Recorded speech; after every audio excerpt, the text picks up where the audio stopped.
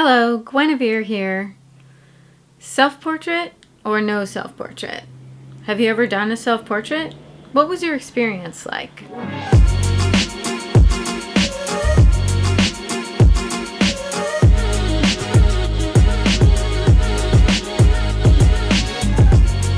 The self-portrait has been around throughout history, but did you know that it didn't really become in fashion until the early Renaissance in the mid-15th century?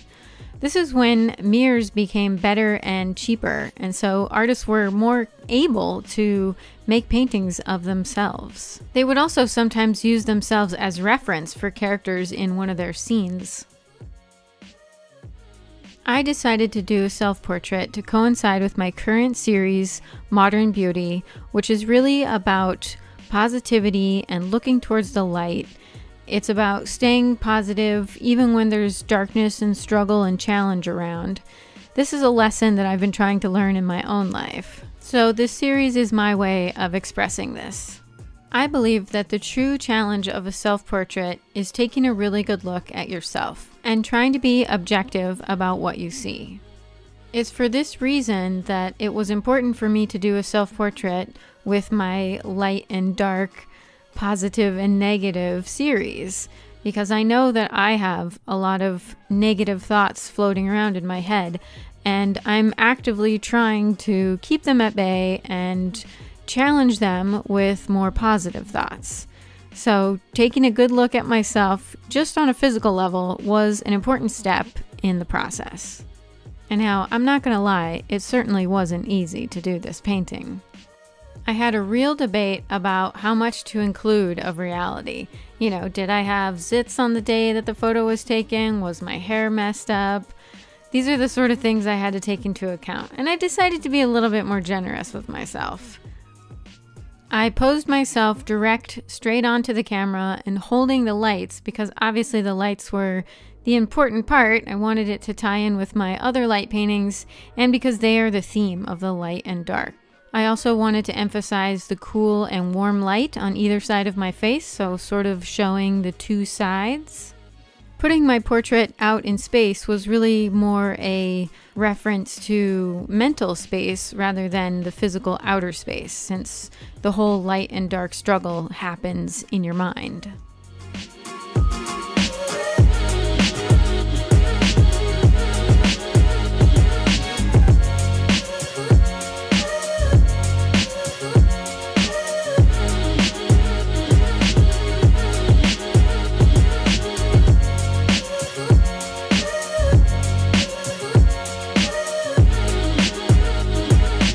The most labor-intensive part of this painting actually was the lights and all the wires. I've left that out of this time-lapse, but if you're interested in seeing the full time-lapse, it is available to my patrons on my Patreon page, which you can check out here, or in the link in the description.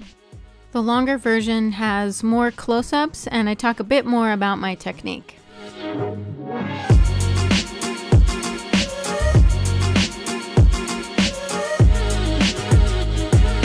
After working on this pile of tiny tangled wires, I probably won't be doing wires quite so small again in the future. I think it actually was worth all the extra effort because I think that they really got the point across of this mess of tangled wires.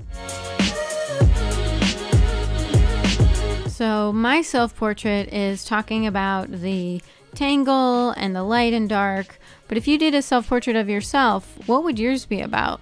What would you emphasize and what would you highlight? Sounds like a painting challenge.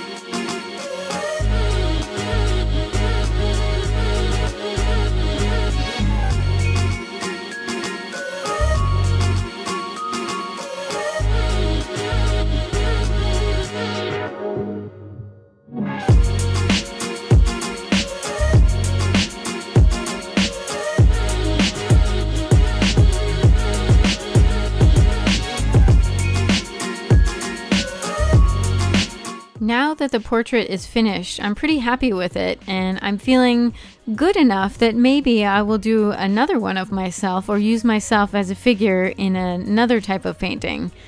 But then again, once I start actually painting on myself, it becomes a different story.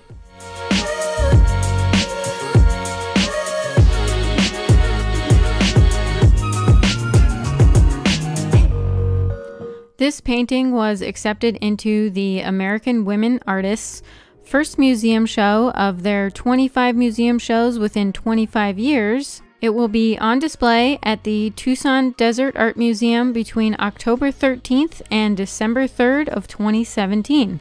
So if you're in the Tucson area, come on by and check it out. I'm actually hoping to go to the opening too, so maybe I'll see you there.